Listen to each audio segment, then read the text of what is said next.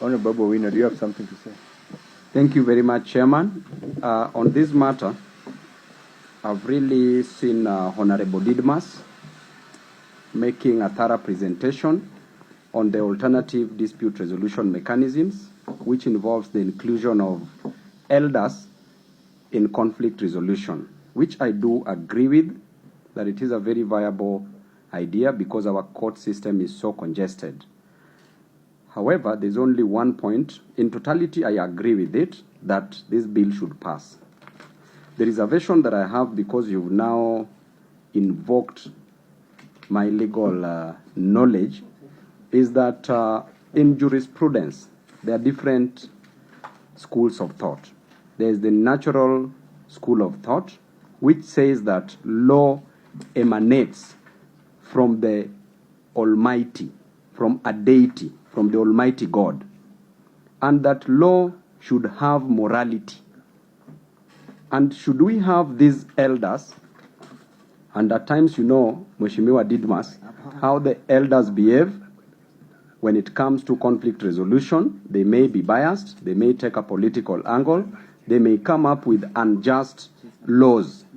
And from the natural school of thought, it states clearly that law should be just, that an unjust law is not law, as was opined by St. Augustine of Hippo in that natural school of thought, and also St. Thomas Aquinas were the two proponents of the natural school of thought.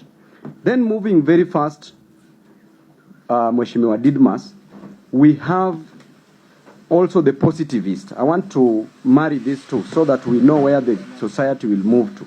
The positivist, as a school of thought, states that Mheshimiwa kidogo tu. The positivist school of thought states clearly that law should be written law, and that is what now at times we use in our constitution and also in the courts. And also the courts can make laws through the realism. That the positivists argue that a law should just be written, and that there need not to be morality as part of a law. That law can exist without morality. Then we remember during Hitler's time, during the Holocaust, when the Nazi Germans were killing the Jew, during that period, it was correct. It was in written laws. The positivist, who is a Hart, HLA Hart professor, said clearly, just Mheshimiwa, this point is very important and urgent because I don't want these elders to make wrong laws and just terminate people unfairly. So please just hang on my lips. Thank you, Chairman. So HLA Hart said that, you know, that there should be no relationship between law and morality. And therefore, he was supporting the idea that Hitler ought to have just killed the Jews because it was written laws. Then Professor Lon Fuller, not Professor, but Lon Fuller, during that debate of HLA Hart versus Lon Fuller, they were arguing. And Lon Fuller challenged Hart, Chairman. He challenged Professor HLA Hart and said that yes, it is written law that people ought to have been killed as per the German rules. But was it moral?